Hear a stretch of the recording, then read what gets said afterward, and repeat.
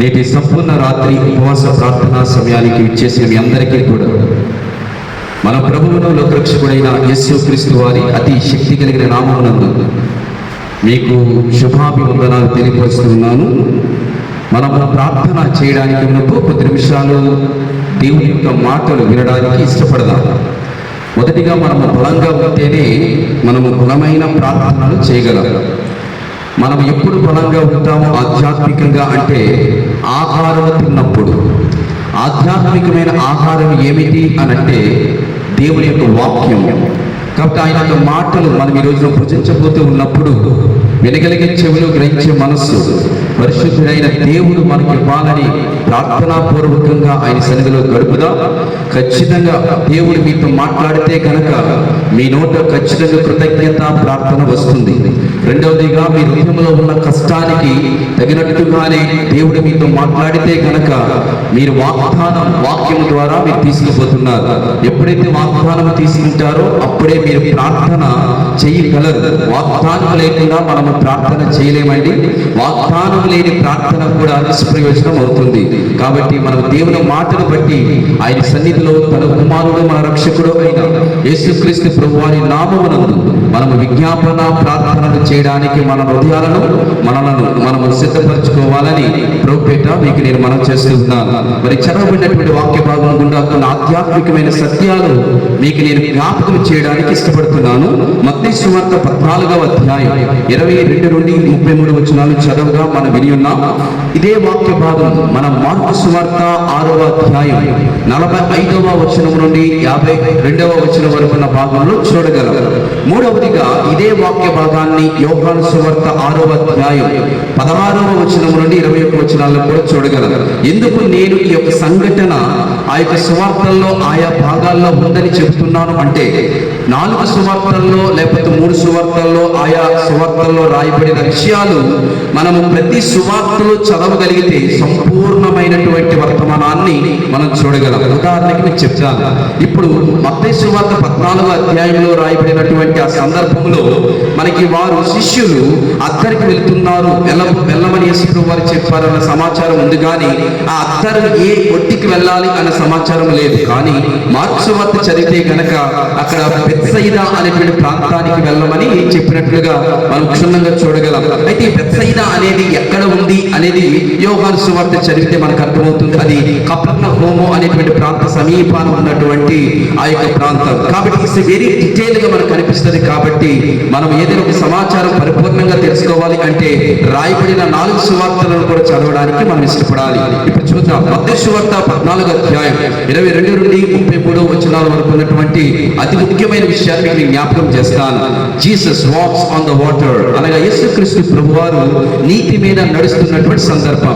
ఎప్పుడైతే యేసుక్రీస్తు ప్రభువారు నీళ్ల మీద నడుస్తూ ఉన్నారో అక్కడ కొన్ని ఆధ్యాత్మికమైన సత్యాలు బయలుపరచబడ్డాయి.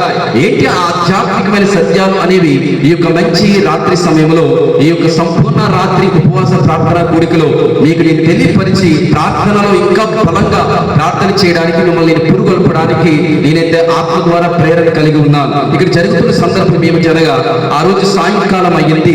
యేసుక్రీస్తు ప్రభువారి ఏకాంత ప్రార్థనా సమయానికి ఆయన వెళ్ళిపోతున్నాడు.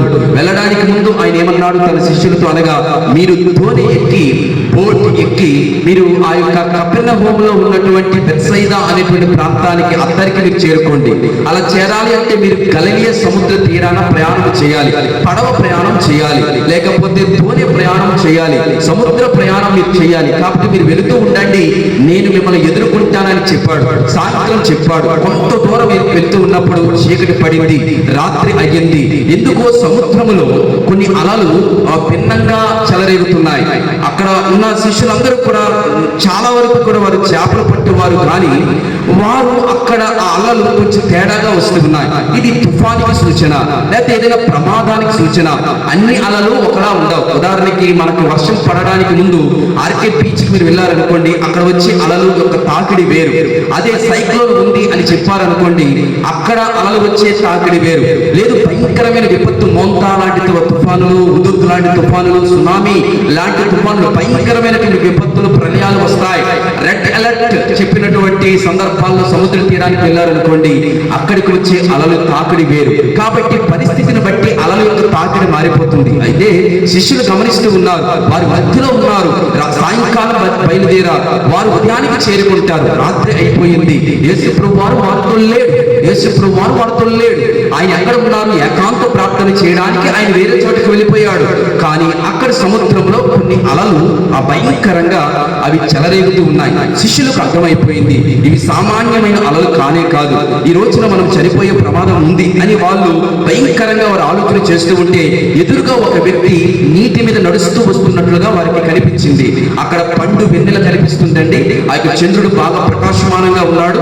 ఆ యొక్క రాత్రి కాబట్టి ఆ యొక్క పండు వెన్నెలలో ఆ యొక్క వ్యక్తిని మీరు చూస్తున్నారు. వీరేమో నడి సముద్రంలో ఉన్నారు. అద్దరికి చేరుకోవడానికి కొన్ని గంటలు వారు తప్పకుండా ప్రయాణం చేయాలి.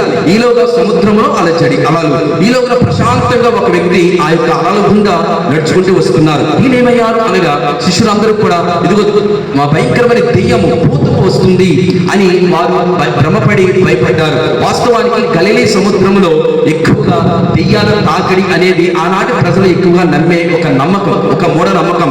వీళ్ళు భయపడడానికి కూడా చాలా కారణాలు ఉన్నాయి. సముద్రంలో భూతాలు ఉంటాయని, సముద్రానికి వీళ్ళు వేటకు వెళ్ళినప్పుడు లేకపోతే చేపలు పట్టడానికి వెళ్ళినప్పుడు చాలా రకాలైనటువంటి పురాతనలు వారు చూస్తున్న అనుభవాన్ని బట్టి ఇది ఒక భయంకరమైన భూతము మన దగ్గరికి వస్తుందని భ్రమపడినప్పుడు యేసు ప్రభువు వారు ఆ యొక్క మాటను వారి యొక్క హృదయాన్ని గ్రహించినప్పుడు, మీరు భయపడకండి, నేనే యేసుని అని యేసు ప్రభువు వారు తెలియపరిచి, నేనే, మీరు భయపడకండి, ధైర్యము తెచ్చుకోండి అని చెప్పినప్పుడు ఇదంతా కూడా జరుగుతూ ఉన్నప్పుడు నడుస్తూ ఉంటే యేసు ప్రభువు వారి నెలలో పేతురికి ఆసక్తి కలిగింది. ఏమైనా ఆసక్తి కలిగింది?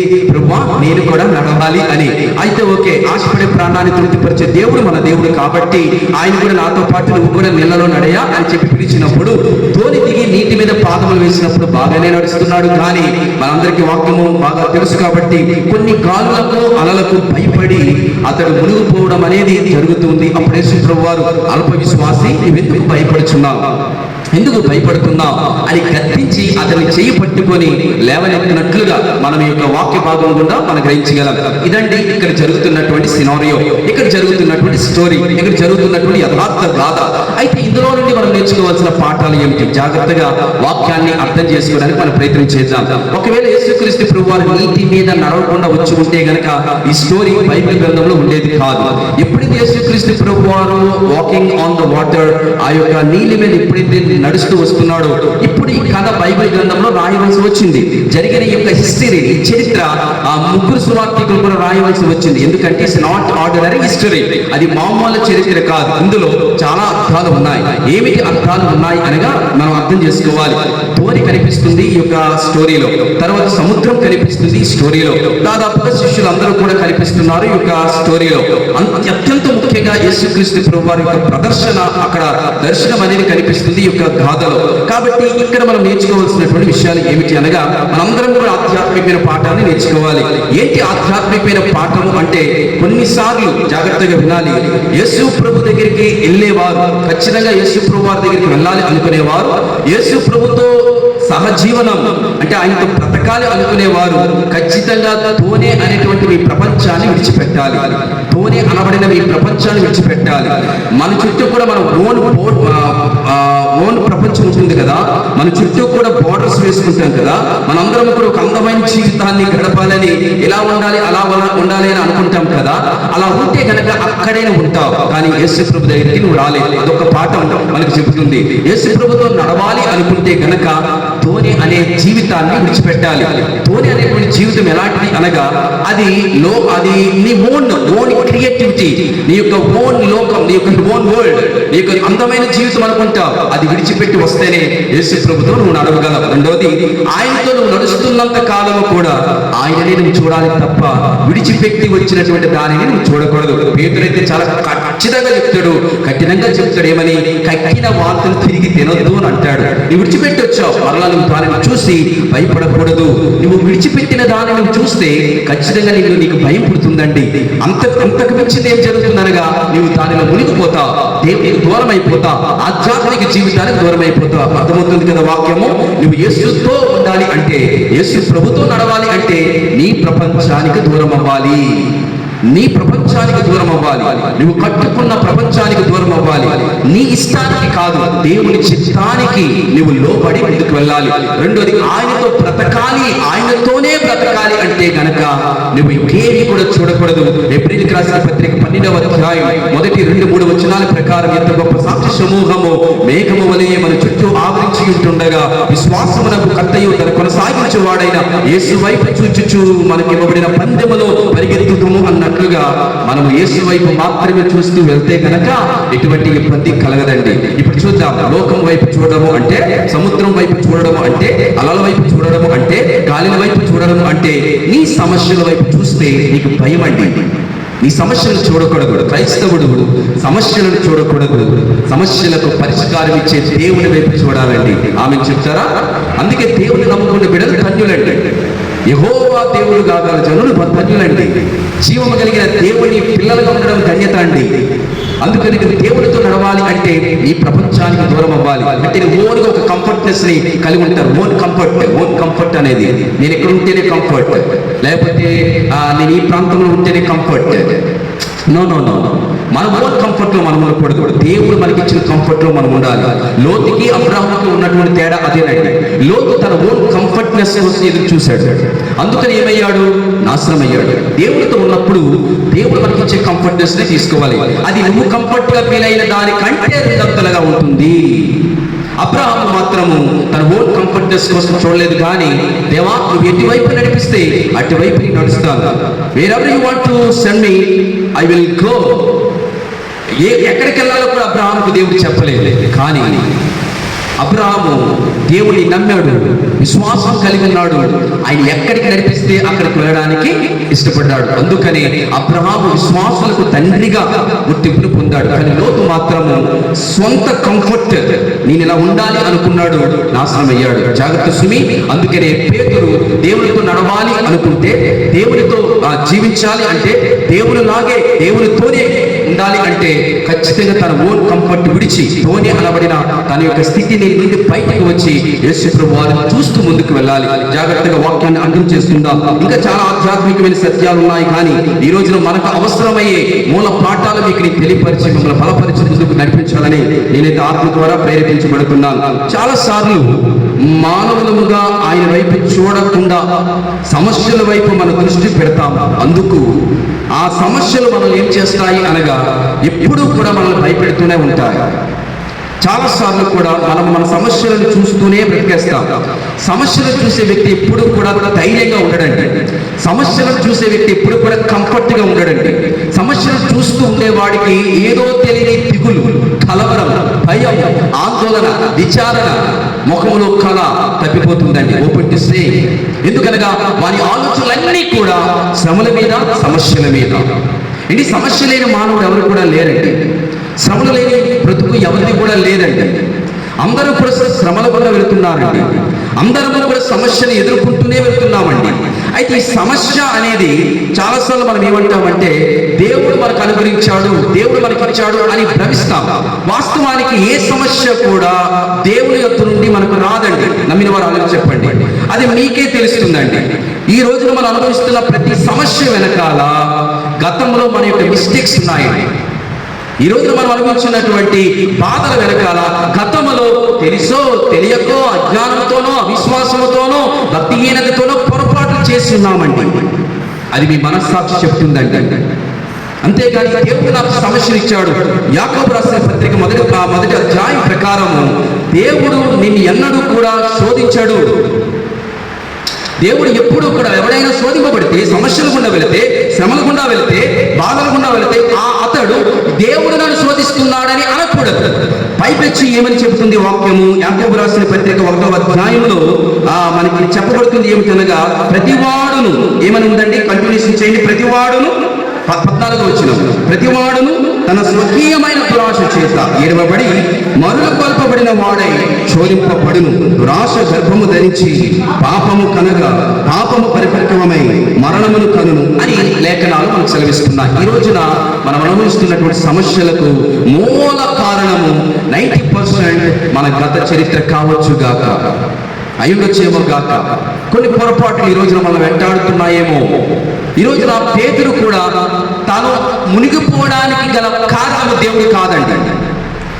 నీటిలో సముద్రంలో మునిగిపోతున్న స్థితిలో ఉన్నాడు పేతురు కదా, దానికి కారణము దేవుడు కాదండి. ఏంటి కారణం? ఎవరో కారణం? పేతురేనండి. అంతేనా?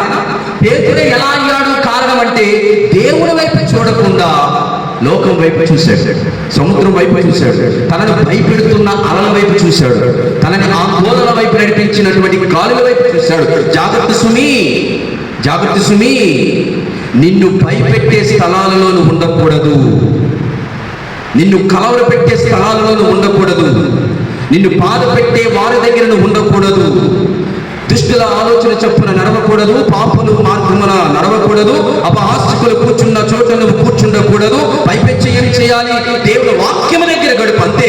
ఎందుకనగా దేవుని వాక్యము నిన్ను అపహాస్యము చేయదు, దేవుని వాక్యము నిన్ను హేళన చేయదు, దేవుని వాక్యము నిన్ను పాపం వైపు నడిపించదు, దేవుని వాక్యము నీకు దుష్ట ఆలోచనను కలిగించదు. అందుకేనైనా ఈ రోజున మనం అనుభవిస్తున్న భయాలకు కారణం మన సమస్యలైతే, ఆ సమస్యలకు మూల కారణం మనమే. అందుకే వాక్యం చెబుతుంది కదా, తమ అతిక్రమములను దాచిపెట్టువాడు వర్ధిల్లుడు కాని దానిని ఒప్పుకొని విడిచిపెట్టువాడు దేవుని కనికరము పొందుతాడు. ఆమేన్. చాలాసార్లు మన సమస్యలను చూస్తూ మనము భయాన్ని కలిగి ఉంటాం. అది 30వ వచనంలో మనం చూడగలం. పేతురు అదే కదా చేస్తున్నాడు.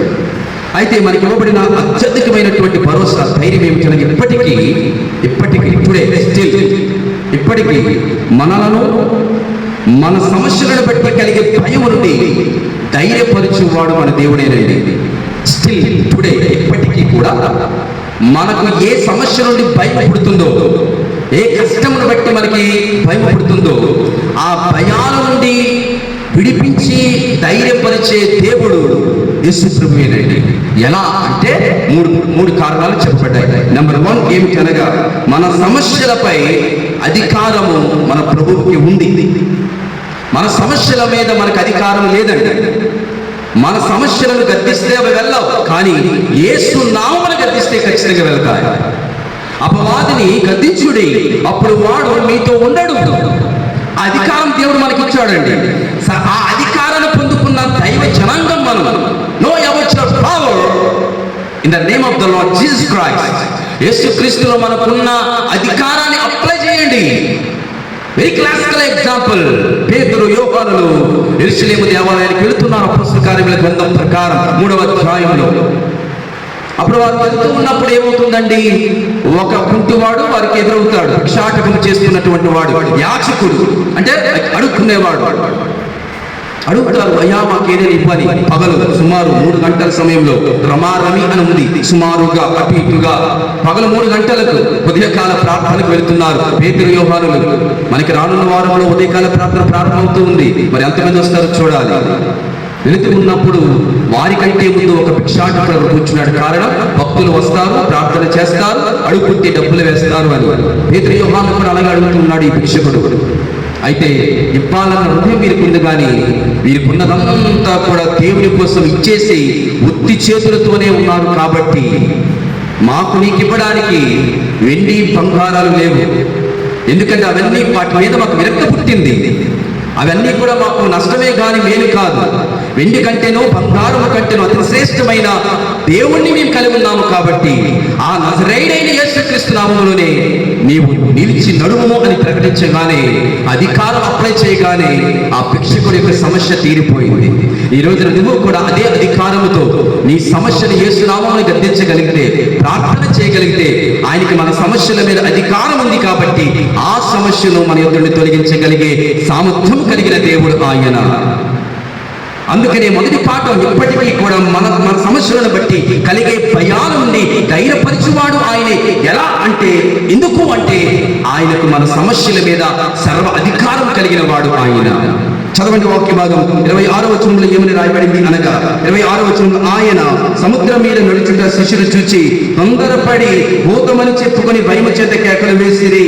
వెంటనే యేసు ధైర్యము తెచ్చుకుని, నేనే భయపడకూడని వారితో చెప్పాను. ఇలా చెప్తూ ఉన్నప్పుడు 29వ వచనంలో ఆయన రమ్మన కాని పేతురు ధోనికి యేసు యొద్దకు వెళ్ళుటకు నీళ్ళ మీద నడిచెను. కానీ జాగ్రత్తగా అర్థం చేసుకోవాలి, అవి నిర్మలమాయను, లేకపోతే అవి ఆ అలజడి అల్లలు అన్ని కూడా ఆగిపోయాయి. మనము మార్కు సువార్త చదివినప్పుడు కానీ యోహాను సువార్త చదివినప్పుడు కానీ వెరీ క్లియర్ గా చెప్పబడుతుంది కదా, అక్కడ నీళ్ళ యొక్క అలలు ఆగిపోతాయి. కారణం ఆ సమస్య ఏదైతే ఉందో దాని మీద ఆయనకి అధికారం ఉందండి, అధికారం ఉంది. సాధారణంగా వాతావరణ శాఖలు ఉంటాయి కదండి, వెదర్ రిపోర్ట్ ఇచ్చేటటువంటి ఆఫీసులు ఉంటాయి కదా, మన విశాఖపట్నంలో, అమరావతిలో కూడా ఉన్నాయి, కాకినాడలో కూడా ఉన్నాయి, సముద్ర కోస్టల్ ఏరియాలో ఖచ్చితంగా ఉంటాయి. వీళ్ళు రాబోయే విపత్తులను, జల ప్రళయాలను, రాబోయే తుఫానులను, సునామీలను, ఈ మధ్య ఒక తుఫాను రాబోతుంది, రేపు ఎల్లుండి కూడా ఉంది, కొంచెమే ఉంటుంది, మన మీద పెద్ద భయపడక్కర్లేదు. కానీ ఏంటది దిత్వాగా, రైట్, దిత్వాగా okay, whatever it is. ఆ యొక్క తుఫాను వస్తుంది అని పేరు పెట్టి పిలుస్తారే తప్ప ఏ అధికారికి కూడా, ఏ సుపీరియర్ అధికారికి కూడా ఆ తుఫాను రాకుండా ఆపగలిగే శక్తి లేదండి. ఇప్పటికీ ఎప్పటికీ అధికారం కలిగి ఉన్న ఏకైక మానవుడు అని పిలువబడుతున్నటువంటి దైవ కుమారుడు యేసుక్రీస్తు ప్రభు వారికే ఉంది. ఈ రోజున జాగ్రత్త వినాలి. ఇది నీ సమస్య, నీ బాధ, నీ కష్టము, ఇవి ఇన్ని సమస్యలతో ఉన్నావని మనిషి నీ యొక్క బాధను జ్ఞాపకం చేసి బాధ పెట్టొచ్చేమో కానీ ఏ మనుషుడు నీ సమస్యను తీర్చలేడు. కానీ ఆ సమస్య మీద అధికారం కలిగిన యేసు ప్రభుకు అది సాధ్యమే. ఇప్పటికీ కూడా ఆయన నీ సమస్య నుండి వచ్చే దిగులు, భయం నుండి నేను దయపరచేవాడు ఆయనే. రెండవది, ఇప్పటికీ ఆయన మన సమస్యలను బట్టి కలిగే భయం నుండి ధైర్యపరిచేవాడు ఆయనే. ఎందుకు అనగా 29వ వచనం ప్రకారం ఆయన మీద మనకున్న విశ్వాసము అనేది శక్తి గలదండి. Our faith is more powerful. Donald Trump అంటే ఇది రెండోసారి గెలిచాడు కదండి. డొనాల్డ్ ట్రంప్ అంత ముందు ఒకసారి గెలిచాడు, మధ్యలో బ్రేక్ వచ్చింది, మళ్ళీ రిపీట్ అయ్యాడు. అవునా, మీకు జ్ఞాపకం ఉంటే అమెరికా ప్రెసిడెంట్ గా ముందు గెలిచినప్పుడు, ఫస్ట్ లో గెలిచినప్పుడు ఒక స్టేట్మెంట్ ఇచ్చాడు. There is a power more than government, there is a power more than government authority is the faith. ప్రభుత్వ అధికారాల కంటే గొప్ప శక్తి కలిగినది దేవుని మీద నీకున్న విశ్వాసము అన్నాడు. If you have that kind of faith, that is called you have power. ఈ యొక్క శక్తి ఏం చేస్తుంది అనగా ఆయన మీద మనకున్న విశ్వాసము శక్తి గలది కనుక ఆ శక్తి, ఆ భక్తి మనకు ధైర్యాన్ని పుట్టిస్తుంది. ఆమె చెప్తారా? అందుకే విశ్వాసము కలిగి ఉండడం అనేది అది దేవుడు మనకి ఇచ్చిన గొప్ప వరం. అది పరిశుద్ధాత్మ ద్వారా మనకి ఇవ్వబడిన ఒక రకమైన శక్తి నడిపింపండి. అయితే ఇక్కడ విశ్వాసానికి ఆపోజిట్ వర్డ్ ఉపయోగించబడింది ఒక వాక్య భాగంలో. ఎవరైనా చెప్పగలరా? విశ్వాసానికి ఆపోజిట్, వ్యతిరేక పదం అవిశ్వాసం అంటారు కాదండి. అవిశ్వాసం అంటే ఏంటి అని అడిగాను అనుకోండి, దానికి సమాధానం ఏం చెప్తారు మీరు? విశ్వాసం లేకపోవడం అంటారు.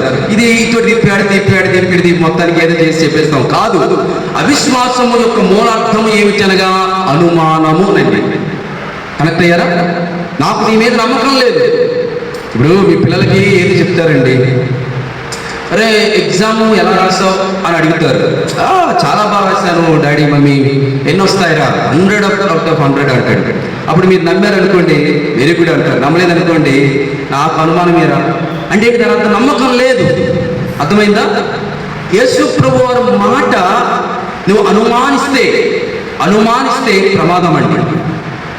పేతురికి, రారా బాబు నాతో పాటు నడుద్దువు, నువ్వు ఆశపడే ప్రాణాన్ని తృప్తిపరుస్తాను, నువ్వు నాతో జీవించాలనుకుంటున్నావు, నాతో నడవాలనుకుంటున్నావు, నాతో ఉండాలనుకుంటున్నావు,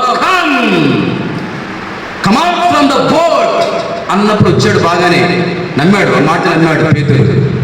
కానీ ఎక్కడో అనుమానం ప్రారంభమైంది. అలలు అనే సమస్యలు, గాలులు అనే బాధలు, వాటి వైపు మనం చూస్తే దేవుని మీద మనకు అనుమానం ప్రారంభమవుతుందండి. అసలు అనుమానం ప్రారంభమైతేనే నువ్వు దేవుని వైపు కాకుండా నీ సమస్యల వైపు, నీ బాధల వైపు చూస్తావండి. ఇది చాలా ప్రాక్టికల్ వర్డ్. క్రిస్టియానిటీ అనేది మసి పూసి మారిడికాయ చూపించే వ్యవహారం కాదండి. మంత్రాలు తంత్రాలు కాదండి. ఈరోజు ఒక భక్తుడు తను తాను ప్రౌడ్గా చేసుకొని అతిశయిస్తూ నేను యేసు ప్రభు లాంటి వాడిని చెప్పుకుంటూ కొరింథీయులకు రాసిన మొదటి పత్రిక 12వ అధ్యాయంలో రాయబడినటువంటి 9 వరాలు, ఆత్మవరాలు నేను కలిగిన వాడను అని చెప్పుకుంటూ ఒక మాట నోరు జారాడండి. ఏంటి నోరు జారాడు అంటే, నేను చెప్పాను అంటే జరిగిపోతుంది కాబట్టి నేను ప్రవక్తని అన్నాడండి. అసలు ప్రవక్త అంటే ఏంటో తెలుసా అండి? చెప్పింది జరగడం కాదండి. వినండి, చెప్పింది జరగడం కాదండి, జరగబోయేది చెప్పేవాడే ప్రవక్త అండి. ఆ తేడా తెలియాలి. అంత నీ నోటికి నీ మాటకు అంత శక్తి ఉంటే పేదవాళ్ళని పోగొట్టొచ్చుగా, రోగులకు స్వస్థత ఇవ్వచ్చుగా, లేకపోతే దరిద్రతను పోగొట్టొచ్చుగా, ఈరోజు సంఘాలు చచ్చిపోతున్నాయి, బ్రతికించొచ్చుగా. I impossible. జరగబోయేది చెప్పేవాడే ప్రవక్త, కానీ చెప్పిందల్లా జరిగించేవాడు ప్రవక్త కాదు. దేవుడి జీవితంలో కార్యం చేస్తాడు అనేది నా ఆకాంక్ష, జరగాలి అని. దేవుడు చెప్తున్నాడమ్మా నీ జీవితంలో కార్యం జరగబోతుంది, కంపల్సరీ జరుగుతుంది. మంచి పలకడం వేరు, దేవుడి మాట్లాడడం వేరు. అందరూ మంచిగానే మాట్లాడతారు. ఎవరు జరగాలని అనుకుంటారు చెప్పండి? నేను నాశనం అయిపోవాలని ఎవరు చెప్తారు? ఎవరు అనుకుంటారు చెప్పండి? ఎవరైనా అనుకుంటారా? అఫ్కోర్స్ ఒక హృదయం అనుకుంటారేమో, కానీ బయట అంటారా ఏంటి? పాస్టర్ గారికి నాశనం అయిపోండి, మీ నాశనం లోపల కోరుకున్నానండి అని అంటారా? చెప్పండి. నా ముందేమో మీరు ఎలాంటి అలాంటి వాళ్ళు అంటారు, బయటకు వెళ్ళిన తర్వాత వీడు ఎలాంటోడు అలాంటోడు అని మనం అంటారు. అంటే ఈ వ్యవహారాలు చాలా జరుగుతాయి. ఇవన్నీ కూడా ప్రాక్టికల్. అన్నిటికి సిద్ధపడి మేము వస్తాం. యేసు ప్రభు వారి ముందు ఒకలాగా, యేసు ప్రభు వారు లేకపోతే ఇంకోలాగా. ఆనాడు ప్రజలు ఎంత నటించలేదు. పక్కన పెట్టేయండి. నీ విశ్వాసానికి గొప్ప శక్తి జోడించబడి ఉన్నది. దేవుడి మాట మీద అనుమానం వద్దు. కొన్నిసార్లు నీ సమస్యలు, నీ బాధలు, నీ కష్టాలు, అబ్బా ఇంకా ఇలాగే ఉన్నానా, మారలేదేంటి నా పరిస్థితి అని ఇంకా నా బ్రతుకు ఇంతే, నా ప్రార్థన వ్యర్థం, నా జీవితం వ్యర్థం, ఇంకా జరగదండి, ఇలాగే వెళ్ళిపోతాను అనడం అనేది దేవుడు వాగ్దానం పట్ల చూపిస్తున్నటువంటి అనుమానం అండి. మీకు ఇంకో విషయం సత్యం చెప్తాను, వినేయండి. నీ జీవితంలో దేవుడు విడుదల చేయబోయే ముందు బంధిస్తాడండి, స్ట్రాంగ్గా బంధిస్తాడు. యోబు జీవితంలో కార్యం చేయడానికి ముందు దేవుడు అన్ని విధాలుగా బంధించేశాడు. అబ్రహాము జీవితంలో దేవుడు కార్యం చేయడానికి ముందు అన్ని విధాలుగా బంధించేశాడు. యోసేపును దేవుడు ఆస్వాదించడానికి ముందు అన్ని విధాలుగా బంధించేశాడు, ఈవెన్ కుటుంబముతో సహా, కన్నవారితో సహా. దావీదును ఆస్వాదించడానికి ముందు దేవుడు దావీదును బంధించేశాడండి. దానియేలును దేవుడు ఆస్వాదించడానికి ముందు దేవుడు దానియేలును కూడా బంధించేశాడండి. అర్థమవుతుందా వాక్యం? దేవుడి జీవితంలో కార్యం చేయడానికి ముందు చేసే క్రమం ఏమిటనగా, అన్ని విధాలుగా నువ్వు బంధించబడతావు. నిరాశ, నిస్పృహ, ఒంటరితనం. అంటే దాని అర్థం ఏంటో తెలుసా? దేవుడు తరువాత రోజున నీకు అద్భుతమైన విడుదల జీవితంలో చేయబోతున్నాడని అర్థం అండి. అద్భుతంగా దూసుకు వెళతావు. అలా ఎప్పుడైతే విడిపించబడ్డావో ఇక ఎన్నటికీ నువ్వు కూడా బంధించబడవు. అనేది చెప్పండి. నీ విశ్వాసం శక్తివంతమైనది. నీ faith is more powerful than government authorities. You have power that is called faith in Jesus Christ. లోకమును జయించేది నీ విశ్వాసమేనండి. లోకమును జయించగలిగేది నీ విశ్వాసమే. That is the power. కానీ దేవుని సన్నిధిలో మనకి అనుమానం ఉండకూడదండి. అనుమానం పెనుభూతం అంటారు కదా పెద్దలు. సంసారాలు కూడా జరగవు అనుమానిస్తే. భార్య భర్తల మధ్య అనుమానాలు కూడా అంత బాండింగ్ ఉండదు. నమ్మకం, విశ్వాసం, అది దేవుడికైనా మనిషితోనైనా విశ్వాసంతోనే ఉండాలి.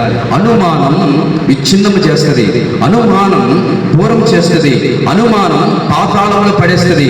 అనుమానం ఒక భూతం, దెయ్యం, దురాత్మ, అపవాది వచ్చే ఒక అవలక్షణం అనుమానం. ఇప్పటికీ నా దేవుడు మన సమస్యలను బట్టి వచ్చే భయాల నుండి మనల్ని విడిపించేవాడండి. ఎందుకు అనగా మన వాక్యం చదివితే వాక్యంలో ఉంది, ఇట్స్ వెరీ ఇంపార్టెంట్. 30వ వచనం చెప్పబడిందండి. 31వ వచనం చదవండి ప్రియులారా. ఆ. ఉరిగిపోసాగి, ఉమ్. యెహోవా, ఉమ్. నన్ను రక్షించుమని కేకలు వేశాను. ఉమ్. వెంటనే యేసు చెయ్యి చాపి ఉమ్. అతన్ని పట్టుకొని, ఉమ్. ఆత్మవిశ్వాసి, ఉమ్. ఎందుకు సందేహపడుతువని అతనితో చెప్పాను. Praise the lord. చాలండి. 30-31 వచనాలు. ఇది ఏం చెబుతుంది అనగా, కష్టకాలములో తక్షణ సహాయం పొందుకునే ధన్యత నీకుందండి. ఇప్పటికీ మన సమస్యలను బట్టి మనకు కలిగే భయాల నుండి ధైర్యపరిచే దేవుడేనండి. కారణం ఒకటి మన సమస్యల మీద, కష్టాల మీద ఆయనకి అధికారం ఉంది.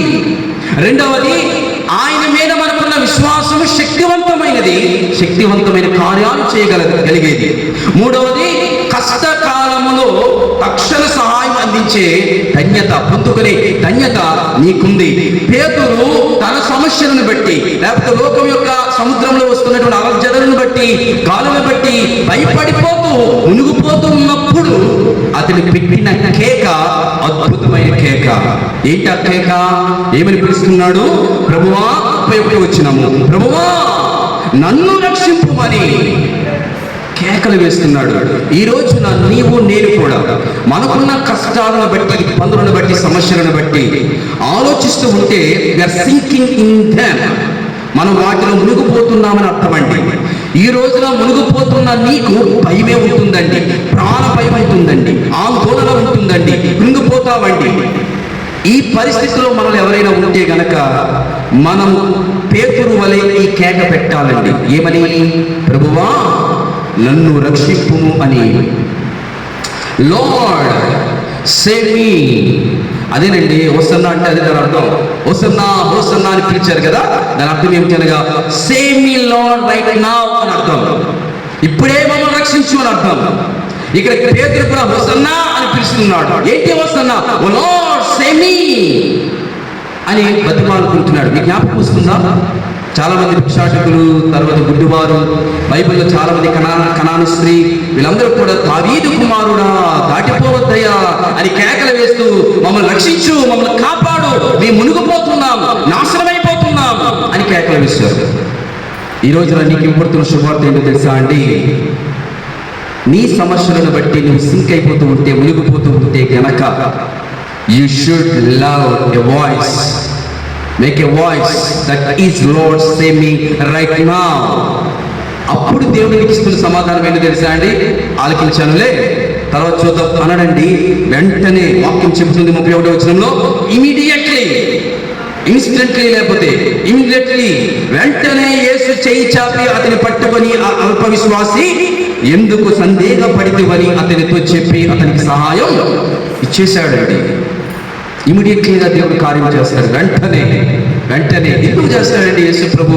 ఇమీడియట్లీగా చేస్తాడంటే యెషయా గ్రంథం 59వ అధ్యాయం 1వ వచనంలో, రక్షింప నేరకినట్లు ఆయన చేతులు కొరచుకోలేదు, విననేరకపోయినట్లు ఆయన చెవులు మందం కాలేదు. Is hearing your voice in the prayer. He likes to hear your voice in the prayer. నేను గతంలో కూడా చెప్పాను, దేవుడు 2 స్థలాల్లో మన యొక్క స్వరాన్ని వినడానికి ఇష్టపడతాడండి. ఒకటి స్తుతి ఆరాధనలోను, రెండోది ప్రార్థనలోనే ఆయన మన స్వరాన్ని వింటాడు. ఇంకెక్కడ కూడా ఆయన వినడు. This is the right time to make a voice. ఒక స్వరాన్ని మీరు నిర్మించండి. That should be a faithful. అది ఖచ్చితంగా సమస్యను బట్టి కలిగి ఉన్న ఒక బాధాకరమైన స్వరంగానే ఉండాలి. So immediately calling to God. When you call him by using this word, Lord save me right now, ఆయన ఇమీడియట్లీగా ఆయన రెస్పాండ్ అయిపోయి ఈ రాత్రి నీ సమస్యకు పరిష్కారాన్ని ఆయన ఇవ్వగలడు. ప్రార్థన చేస్తారా? Close your eyes. Listen to God. ఇప్పటికీ నీ దేవుడు, నువ్వు ఎవరి దగ్గరికి వచ్చావో, ద లార్డ్, ఆయన ఇప్పటికీ కూడా నీ సమస్యలను బట్టి నీకున్న భయాలు ఏవైతే ఉన్నాయో వాటి నుండి నిన్ను తప్పించి, ఆ భయాలను పోగొట్టి, నిన్ను ధైర్యపరిచి నీ జీవితంలో ఖచ్చితమైనటువంటి కార్యం చూడగలరు. Believe him. Jesus can do all except sin.